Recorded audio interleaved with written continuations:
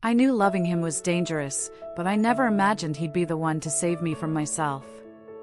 That's how my story begins. A story I never thought I'd tell. For a long time I thought life had finally given me something steady, something warm, something I could lean on without fear. For 2 whole years I convinced myself that the love Kelvin and I shared was the kind that survived storms, the kind that didn't shake at the slightest wind. Everyone around us used to say we looked perfect together, that we matched in a way that made sense. And I believed them. I believed him. I believed in us. Until that one afternoon, quiet, ordinary, painfully unremarkable, when I reached for his phone without thinking. It wasn't suspicion. It wasn't doubt. It was just habit. Just routine. But the moment the screen lit up, my world dimmed. The messages were right there. Bold. Flirty. Unashamed. Words no woman should ever have to see being sent to her boyfriend, especially not after years of loyalty and sacrifice.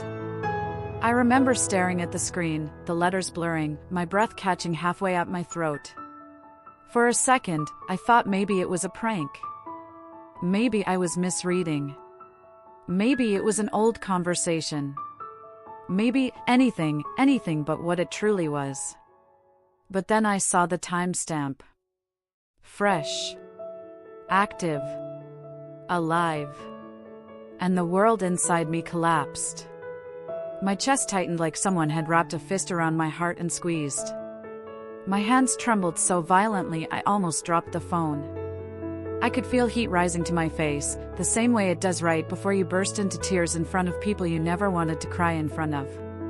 When Kelvin walked back into the room, I felt everything inside me go still. Not calm, numb. Numb in a way that didn't feel human.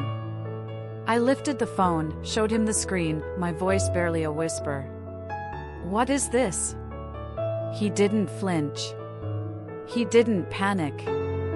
He didn't even bother to pretend. Instead, he looked at me with this tired, cold expression, like I was interrupting his day.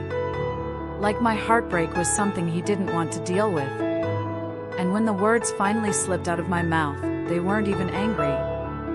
They were soft. Small. Breakable. "Why would you do this to me?" I still remember how he shrugged, an actual shrug, like cheating was an inconvenience he wanted to skip over. Like my shaking hands, my cracking voice, my shattered trust were nothing but noise to him. The silence that followed was louder than any argument we ever had. I walked out before the tears could swallow me whole. And from that moment, everything around me became blurry. For days I drifted through life like a shadow of myself. I couldn't eat, food tasted like ash. I couldn't sleep, the moment I closed my eyes I saw that message again. My chest felt bruised, like someone had pressed down too hard on my ribs and refused to let go. People kept asking if I was okay. I kept lying, because I didn't have the strength to tell the truth. I didn't want sympathy. I didn't want lectures. I didn't want the cliché advice that everything happens for a reason. I just wanted the pain to stop. I remember waking up one morning, dragging myself to the mirror, and not recognizing the girl staring back. Her eyes looked hollow, her lips dry, her skin dull. And all I could think was, how did I end up here? How did someone like me become so breakable? My name echoed faintly in my mind then, Amara, as if I needed to remind myself who I was outside of the heartbreak.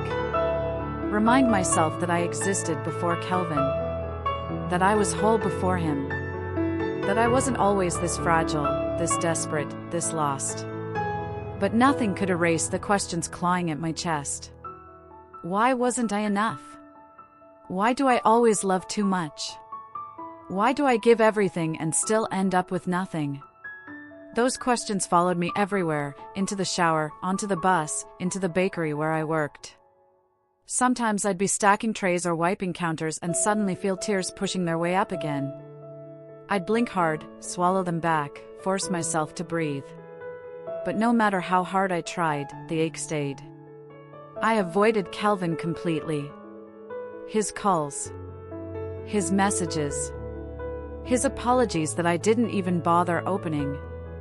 Because I knew that if I listened, even for a second, I might crumble and go back. And I hated myself for that possibility. I hated that part of me still reacted to his name. That part of me still hoped he would fight for me, even though he was the one who broke me. I stopped going out with friends. I stopped dressing up. I stopped smiling at small things. My world shrunk into this tiny, suffocating space where all I could feel was betrayal, and all I could think about was the girl in those messages. Was she prettier than me? Was she more exciting? Did he love her more than he ever loved me? Every insecurity I spent years silencing came crashing through her name. Nights were the hardest. The loneliness tasted metallic, cold, sharp in the back of my throat.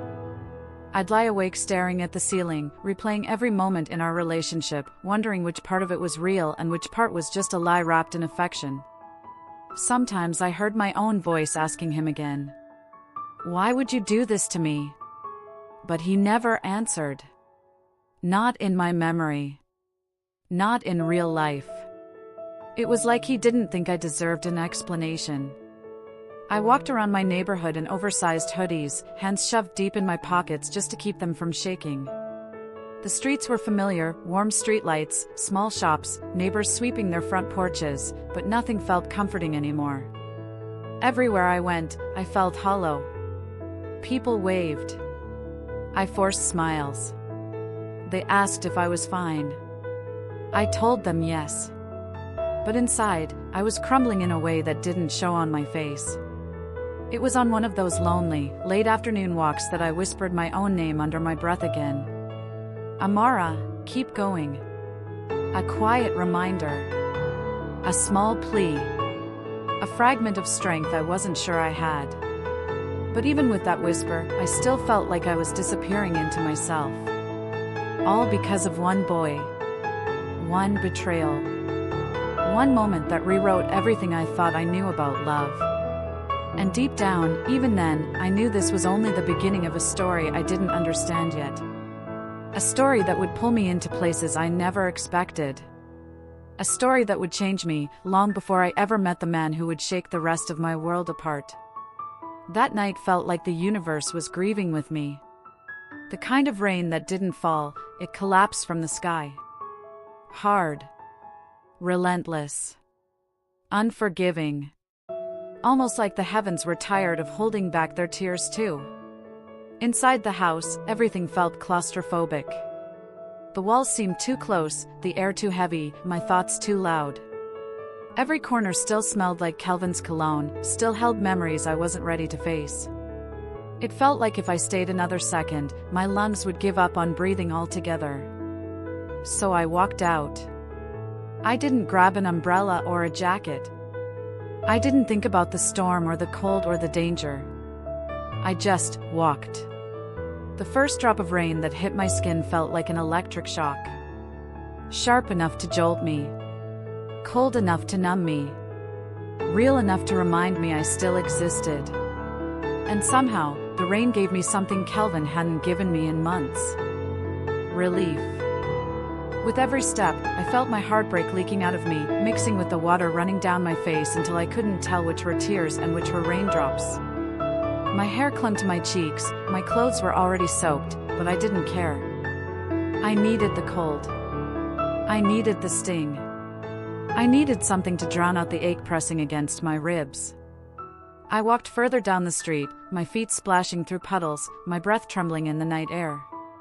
The streetlights were blurry halos in the storm, flickering like they were fighting to stay alive. The wind howled against my ears, pulling at my clothes, whipping at my skin. But even through the chaos of the storm, something felt off. A subtle shift in the air. A heaviness. A presence. I sensed him before I saw him. At first it was just a silhouette, tall, still, impossibly steady against the violence of the rain. He stood like someone who belonged to the night, someone who didn't fear storms because storms feared him. Then lightning cracked across the sky, bright and blinding. And for a split second, I saw everything clearly. A man leaning against a sleek black car. Rain dripping from his hair, sliding down his jaw, soaking through his dark shirt in a way that somehow made him look even more dangerous. His arms crossed loosely, posture relaxed but alert. Like a predator waiting for the right moment to move. His eyes found me immediately. Not in a casual way. Not in a curious way. But in a way that made it feel like he had been watching me long before I even stepped outside. Luciano Moretti. Even before I recognized him fully, something inside me tightened, a strange mix of fear and fascination. His name floated through my mind like a whispered warning, carried by memories of conversations I overheard in town. He's dangerous. He's untouchable. He runs things no one talks about out loud. You don't cross him. You don't question him. You don't even look him in the eye. Yet there he was. Looking at me. Like he was trying to solve me. Like he had already noticed the storm inside me long before I walked into the real one. For a moment, neither of us moved. The only sound between us was the relentless drumming of the rain on the pavement. Then his voice cut through the storm, low, steady, warm in a way that shouldn't have been possible for a man like him. You'll catch a cold. The words weren't dramatic or poetic. But the way he said them made my heart stutter anyway. Like he cared. Like he noticed me. Like he saw something in me no one else had looked for. I scoffed, even though my voice cracked a little. Why do you care? The question came out sharper than I intended, pushed by days of bruised emotions and nights of broken sleep. I didn't owe him softness. I didn't owe him anything at all. But he didn't flinch. Instead, he tilted his head slightly, studying me with a softness so unexpected it felt unreal. It wasn't pity, I could feel that. It was something deeper. Something unsettling. His eyes trailed over my soaked clothes, my trembling hands, my swollen face from hours of crying. And in that moment, I felt exposed in a way I didn't know how to handle. Then he spoke again. Because you look like someone who's been hurt enough. That line. That voice. That strange, quiet certainty. It hit me harder than the rain ever could. Something inside me cracked. Something I had been holding together with trembling fingers and fading hope. Something that had been aching, begging for someone, anyone, to just see me. Not judge me. Not question me. Not avoid me. Just see me. And he did. This dangerous man with a name heavy with rumors and shadows, he saw right through the mask I had been clinging to. He saw the heartbreak still raw in my eyes, the exhaustion on my shoulders, the way my soul felt bruised. For a second I wanted to respond. To deny it. To pretend I wasn't that transparent. But I couldn't. Because he wasn't wrong. I could feel the truth of his words sinking into my skin, settling into the hollow spaces grief had carved out of me. I suddenly became painfully aware of how fragile I looked, soaked through, shivering, eyes swollen, heart shattered. And somehow, his presence only intensified the feeling. He didn't step forward, didn't touch me, didn't try to force anything. But there was something in the air between us, a kind of unspoken understanding, a tension that made my blood thrum with awareness. The rain kept crashing down around us, but in that tense, electric silence, it almost felt like the storm was pausing, watching. My breath caught in my throat, and for a moment I forgot the heartbreak. I forgot Kelvin. I forgot everything except the man standing in front of me. Luciano Moretti. A man who wasn't supposed to notice someone like me. A man whose world was made of shadows and danger and whispered warnings. A man who shouldn't have cared. But somehow, he did. And that scared me more than the storm ever could. I tried to avoid him. I swear I did. Not because he frightened me, far from it. It was because some part of me, the part still bleeding from Kelvin's betrayal, knew I wasn't ready for any kind of attention. Not from friends, not from strangers, and definitely not from a man like Luciano Moretti. so I stayed in my lane. Head down. Heart locked. Walls high enough to scrape the sky. But somehow, no matter how much I tried to outrun the chaos inside me, he kept appearing, like a shadow I never asked for but somehow needed. The first time after that rainy night, it was outside the bakery where I worked. The sun was just rising, soft and pale, draping the quiet street in warm gold. I was sweeping the front step, pretending the world made sense, pretending the ache in my chest wasn't still raw, pretending I wasn't replaying Kelvin's voice in my head over and over again. "You're overreacting. It was just a conversation. Calm down." And then I looked up. There he was. Not close enough to approach. Not far enough to ignore. Leaning against the street lamp, hands in his pockets, eyes steady on me like he was making sure I got to work safely. My heart stumbled, literally stumbled, and I stared for a second too long. He didn't move. He didn't wave or smile or speak. He just watched. Present, silent, grounded, like a storm contained inside a single man. I tried to convince myself it was coincidence. That maybe he lived around there or had business on the street. Anything but the truth slowly dawning on me. He was checking on me. 2 days later, I saw him again. This time near the park where I always went after my shift. I sat on my usual bench, hugging my knees to my chest, staring at the children running around, their laughter slicing through the quiet in sharp little bursts. I envied them, so light, so free, untouched by betrayal or heartbreak. And then my gaze drifted across the park. There, under the shade of a jacaranda tree. Luciano. Black shirt. Rolled up sleeves. Arms crossed. Eyes on me like I was the only thing not moving in a world spinning too fast. He wasn't pretending to read. He wasn't pretending to be on the phone. He was just there. Present. Not hiding it. Not explaining it. Not apologizing for it. And strangely, I wasn't afraid. If anything, I felt my lungs loosen, like I was breathing a little easier just because he existed within view. Still, I told myself it meant nothing. I told myself it had to mean nothing. Men like him didn't get involved with women like me unless there was something they wanted. Something dangerous. Something costly. So I built higher walls.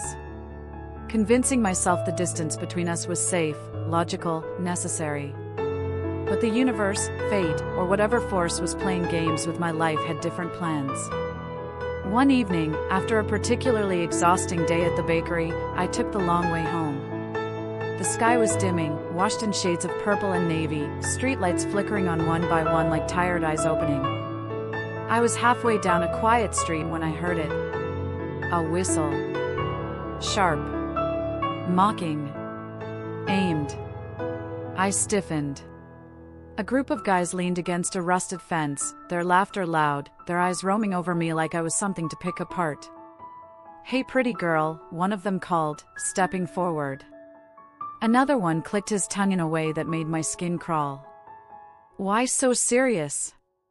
We can fix that." My heart hammered so loud I could feel the tremors in my fingertips. I kept walking, quickened my pace, prayed they would let it go. They didn't. Footsteps scraped against the pavement. One of them muttered something obscene. Another laughed.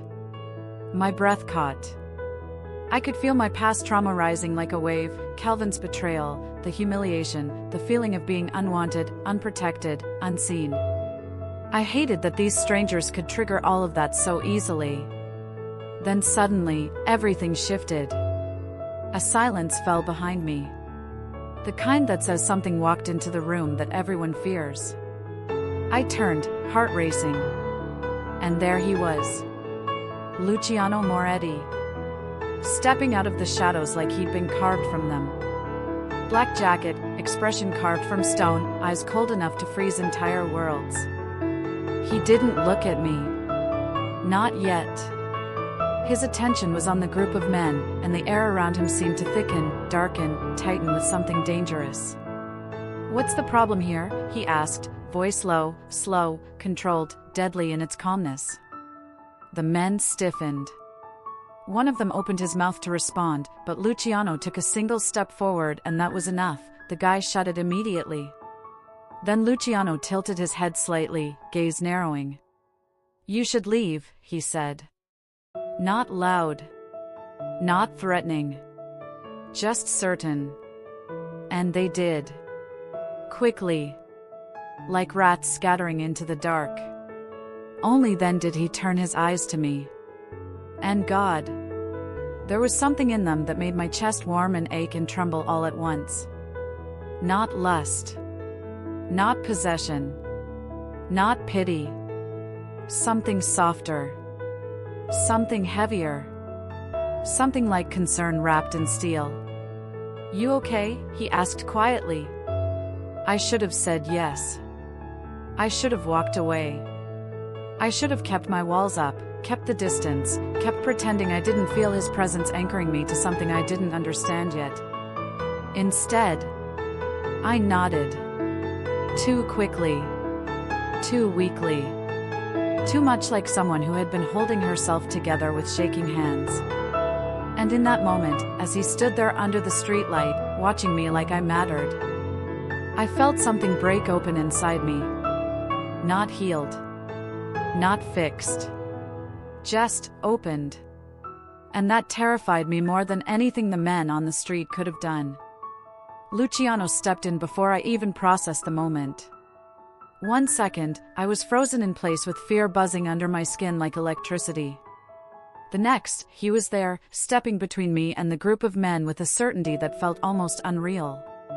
He didn't touch me, not even accidentally, but he stood so close I could feel the heat of him through the damp air. Rain was still falling, soft but insistent, droplets clinging to his hair, his clothes, the lines of his jaw. He didn't seem bothered by any of it. His presence alone changed everything. It was like watching a storm take human shape. Calm on the outside. Violent underneath. His voice dropped into something lethal as he warned them off, quiet, controlled, but edged with a danger that made the men immediately step back. Even the boldest among them shrank under his stare. It wasn't just what he said, it was how he said it. As if he didn't need to raise his voice to be obeyed. As if violence was something he wasn't afraid to use but didn't need to flaunt. And when he turned to me again, something shifted. Something inside me, something in the air, something I didn't fully understand. "Are you okay?" he asked. Such simple words. But the way he said them, low, rough, sincere, made my chest tighten. My heart stuttered in a way that felt both terrifying and unfamiliar, like it didn't quite know how to beat around him. And for the first time since Kelvin broke me. For the first time since I held a phone filled with betrayal and watched my world collapse. I felt seen. Not pitted. Not judged. Seen. I opened my mouth, but no sound came out. So I nodded, even though my hands were still trembling. Even though my breath still felt uneven. Even though a part of me was afraid to admit how much safer I felt with him standing there. He gave a slow nod back, eyes scanning my face like he was memorizing my expression, checking for any hidden cracks I wasn't showing. Then he stepped back just enough to give me space, not invading, not hovering, just there. And somehow, that was worse. Because distance made me aware of how much I wanted him close. After that night, something unspoken formed between us. A thread. Thin. Fragile. But undeniably there. Days passed, and we drifted closer. Slowly. Dangerously. It wasn't the kind of closeness that came from flirting or intentional gestures. It was subtle, delicate, the kind you don't even notice at first until suddenly it's everywhere. He would show up without saying he was coming. Not in a creepy way, more like he had a secret radar that told him when I needed a steady presence more than I needed space. Sometimes he'd be sitting on a bench across from the bakery when my shift ended. Sometimes he'd be leaning on the railings outside the bus stop. Sometimes he'd be a few steps behind me on the walk home, not speaking unless I did. He didn't hover. He didn't pressure. He didn't ask for anything. He just existed in my orbit, quietly, steadily, inevitably. And that scared me more than I wanted to admit. I told myself I didn't need this. I told myself I wasn't ready for this. I told myself I was only drawn to him because I was broken, fragile, still healing from Kelvin's cruelty. But every time he found me, every time his gaze softened in that way he tried to hide, every time he let silence sit comfortably between us, I felt something warm push against the coldness inside me. Sometimes he would walk beside me, just far enough to respect my boundaries, just close enough to make me feel protected.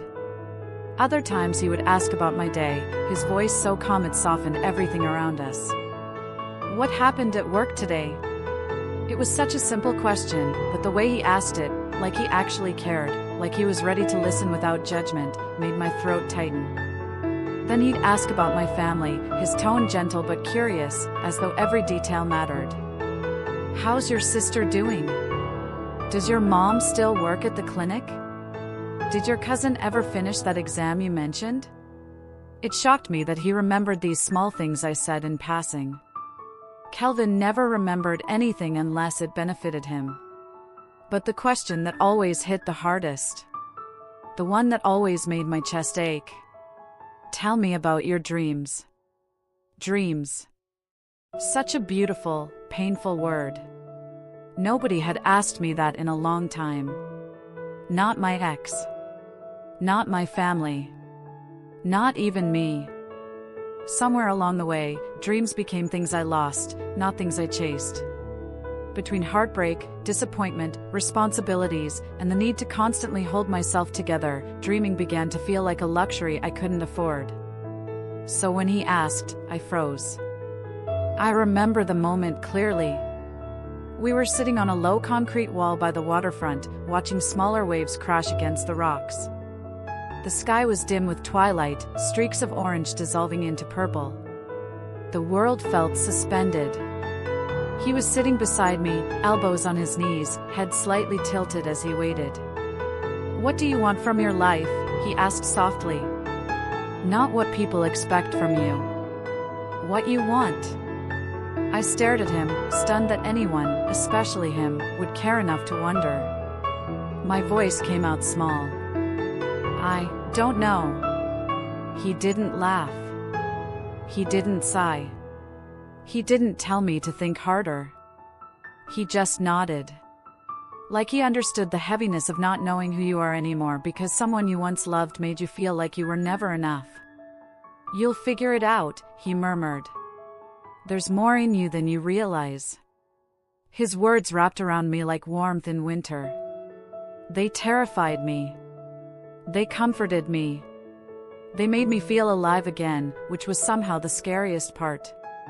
Because the closer we drifted, the more I feared I was stepping into something I couldn't handle. He was danger. I knew that. Everyone knew that. But danger wasn't always loud. Sometimes it was quiet. Sometimes it looked at you with soft eyes. Sometimes it knew your pain without asking for details. And sometimes, it made you feel safe. Sometimes he would let a small smirk slip out. Just enough to make my stomach twist into knots I didn't know I still had. I would catch it at the corner of his mouth when he thought I wasn't looking, that faint curl of amusement hiding behind his usual stoic mask. It wasn't a full smile. Not a laugh. Just a hint. And that tiny, fleeting thing had a way of making my pulse jump, making my knees feel unsteady like I'd forgotten how to be human.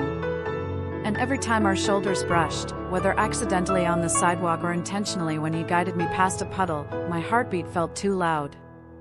I was hyper-aware of everything, his scent in the rain, the sound of his footsteps behind me, the warmth radiating through his jacket, the subtle tilt of his head when he focused on me. I hated it.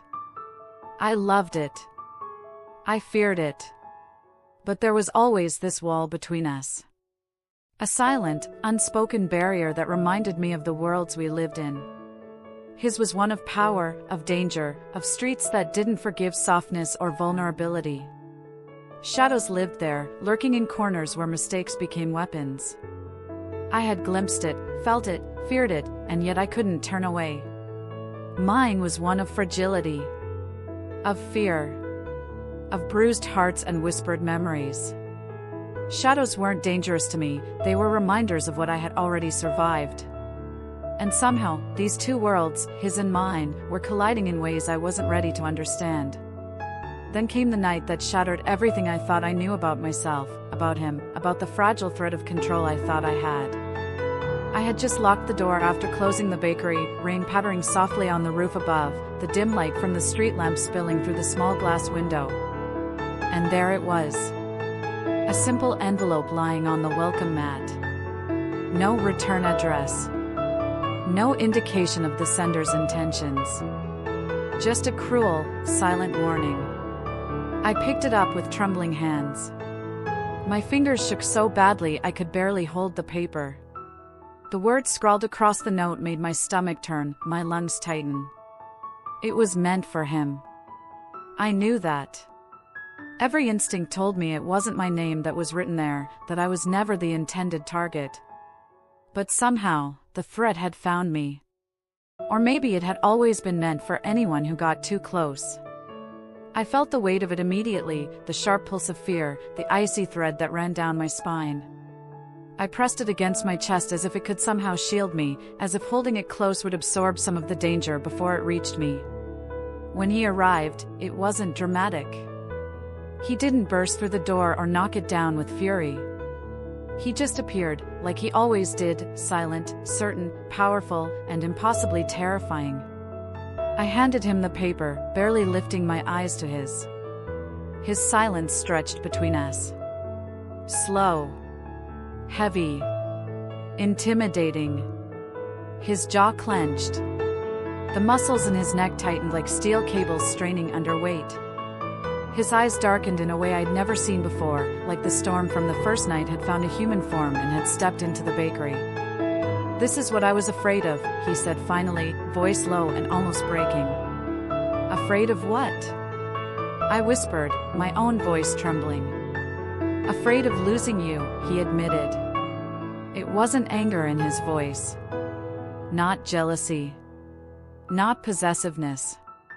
Not the arrogance I had expected from someone so feared. It was fear. Pure, raw, jagged fear. The kind that left him vulnerable in a way no one else ever got to see. I should have stepped back. I should have run. I should have told him that this was too dangerous, that this life, this shadow, this proximity could kill me, emotionally, physically, somehow. But I didn't. Instead, I stepped closer, ignoring the rain dripping down our shoulders, ignoring the chill seeping into my bones, ignoring the warning in every instinct I had. I lifted my hand, almost on instinct, almost on a whim, and whispered, "Then don't push me away." There was a pause. A quiet, charged moment that felt like it stretched into eternity. I could feel his body tense, his breath shallow, the faint tremor in his fingers that betrayed everything his composed exterior tried to hide. He looked at me like he wanted to kiss me. Like he wanted to close the distance, to erase the world between us with a single step. But he didn't. He couldn't. Or maybe he wouldn't. There was restraint in his eyes. An unspoken understanding that this closeness, this moment, came with consequences neither of us could fully comprehend. And yet, I didn't step back. I didn't flinch. I didn't let fear dictate my reaction. That's when the storm broke again, except it wasn't the rain this time. It wasn't the fear of shadows or enemies. It was the return of the past, the one I thought I had left behind. Kelvin. The sound of his voice, unmistakable, carrying the same false charm, the same effortless arrogance, shattered the fragile space we had built. And just like that, the walls I thought I had scaled to feel safe around Luciano trembled. The careful closeness we had been dancing around was broken. The heat, the tension, the unspoken longing, it all became a messy, complicated knot as Calvin's presence reminded me of every lie, every heartbreak, every betrayal I thought I had escaped. Luciano's eyes, usually steady and unreadable, flicked to the intrusion.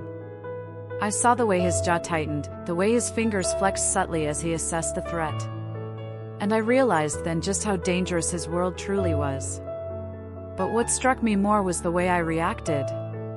Not with fear. Not with retreat. But with a pulse of confusion, of longing, of the inescapable pull toward both the past and something I couldn't yet name. I was trapped between two realities. Between heartbreak and the intensity of a man who saw me in ways no one else ever had. Between the pull of familiarity and the risk of losing myself to something far too intense to control.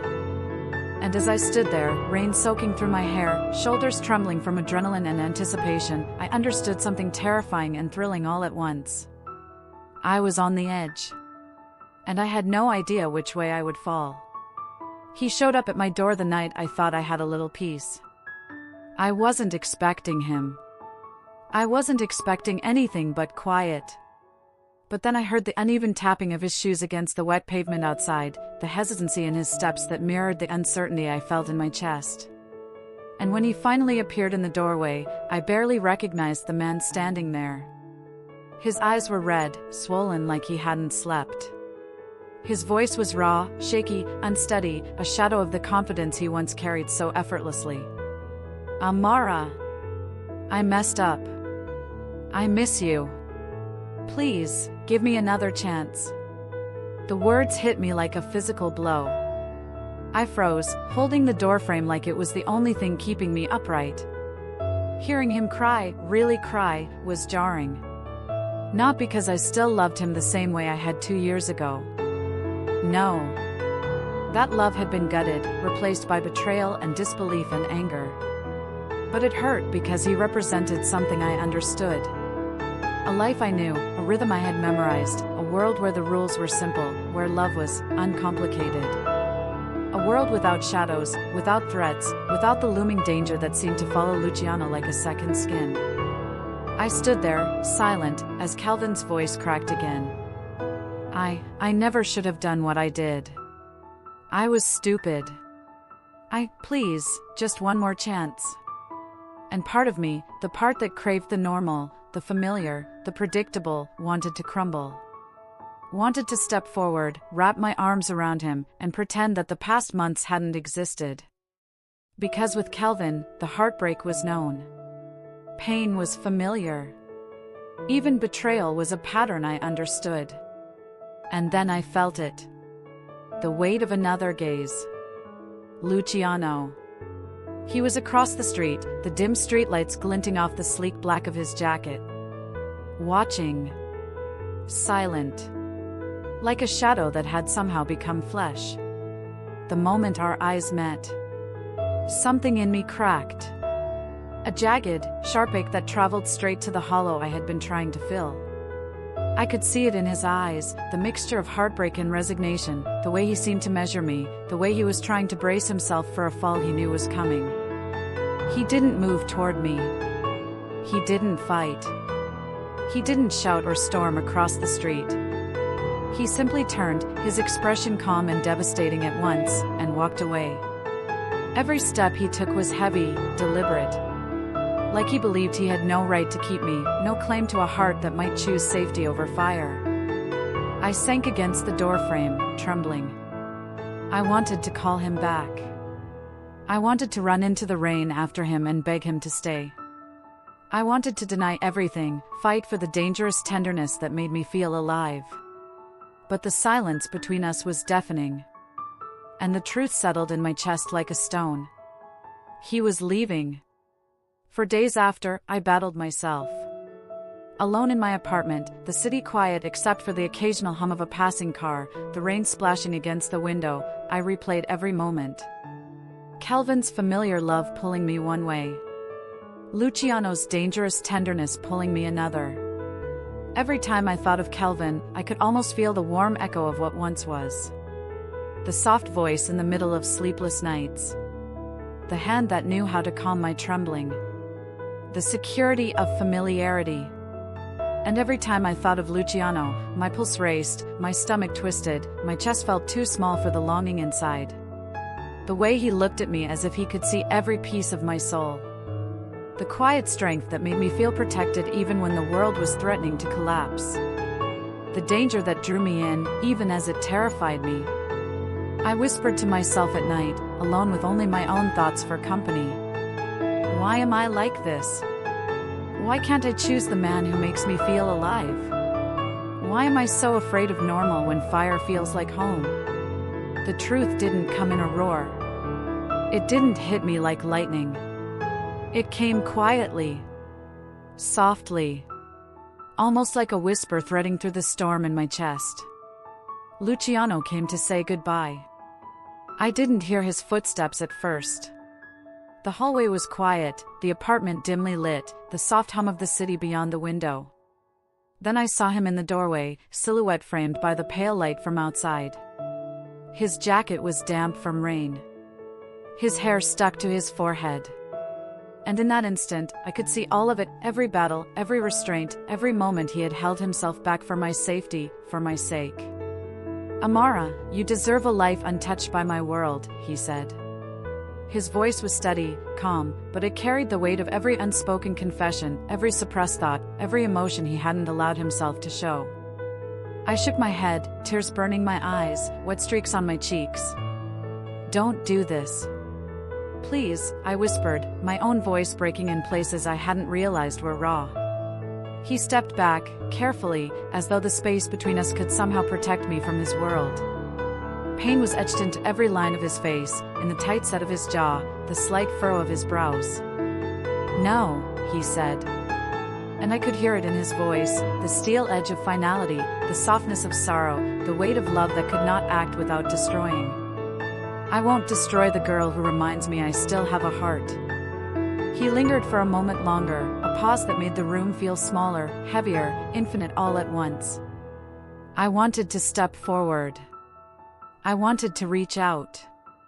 I wanted to beg him to stay, to fight, to ignore the rules his life had forged around him. But he turned. Slowly. Deliberately.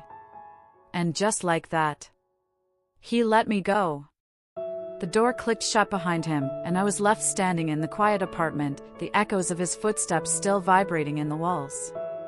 Rain slicked the streets outside, clouds obscuring the moon. Shadows pooled in corners as if they had waited for this moment to remind me how small I felt. And yet, in the middle of all that, there was a strange, piercing clarity. Luciano had loved me enough to step back. Kelvin had returned, offering me the familiar, the safe, the predictable. And I had to face the truth. Sometimes love is not about holding on.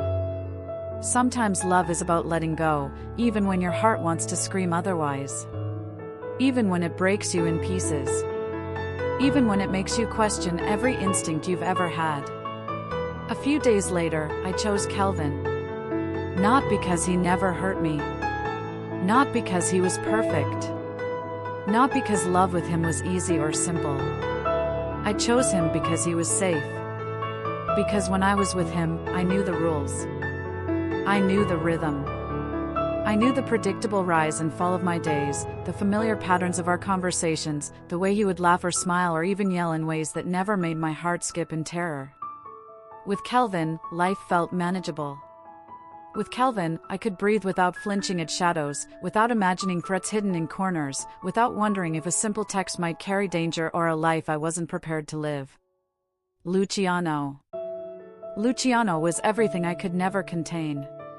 Too much for my fragile heart.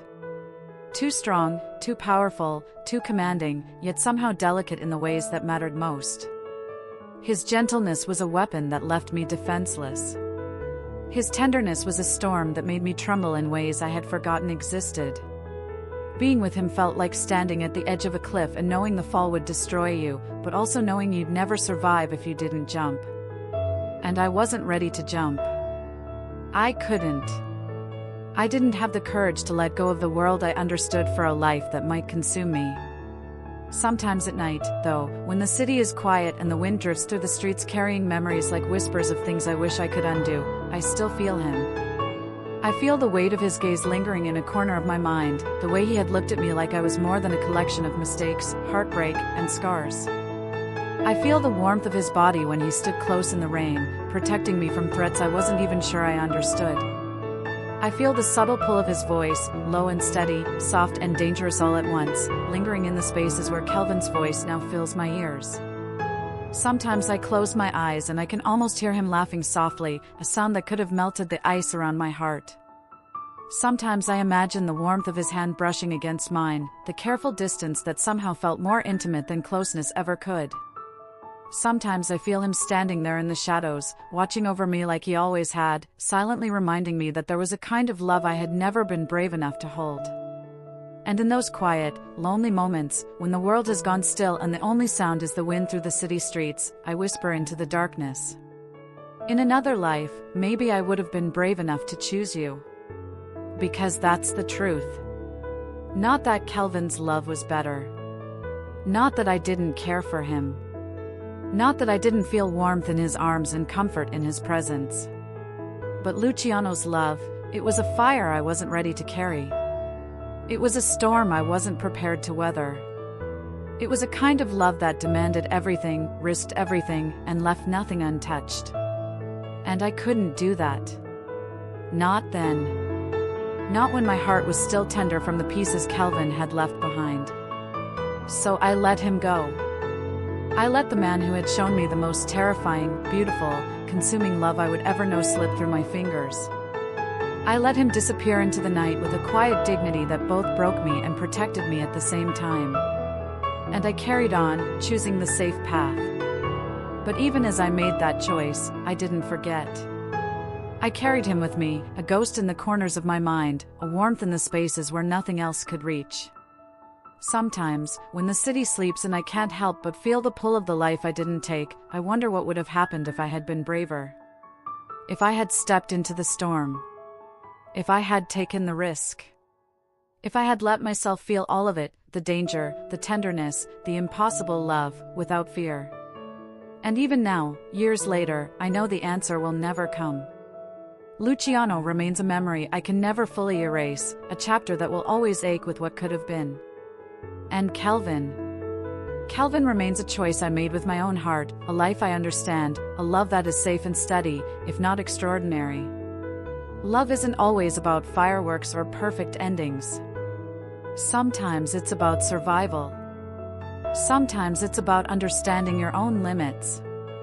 Sometimes it's about choosing the life you can live, even when your heart is screaming for something else. And as I lie awake at night, feeling the quiet ache of both decisions, the one I made and the one I never could, I realize that love, in all its forms, leaves marks we carry forever. Not scars. Not regrets. Marks of knowing we felt deeply, we loved recklessly, and we were brave enough to face the consequences of our hearts. So I whisper again, softly, to the wind, to the empty streets, to the darkness that listens and holds my secrets. In another life, maybe I would have been brave enough to choose you, Luciano. Maybe then, I would have survived the storm instead of standing on the edge, trembling, too afraid to leap. And even though I have chosen my path, even though I walk through the streets of my predictable life with Kelvin by my side, the memory of that impossible, dangerous, consuming love lingers like a faint echo in the chambers of my heart. Sometimes comforting. Sometimes painful. Always unforgettable. So, what do you think? Was Amara brave enough? Did she choose safety over fire, or did she miss the chance at the kind of love that could have changed her forever? I want to know what you think. Comment below and tell me which path you would have chosen. Would you have chosen the safe, familiar love, or the dangerous, passionate one? If you enjoyed this story, please subscribe for more love stories that are emotional, cinematic, and impossible to forget. Like this video if it made your heart race, comment your thoughts, and share it with someone who loves a story full of heartbreak, temptation, and impossible choices. Because some stories aren't just meant to be watched, they're meant to be felt. And thank you for letting Amara's heart speak tonight.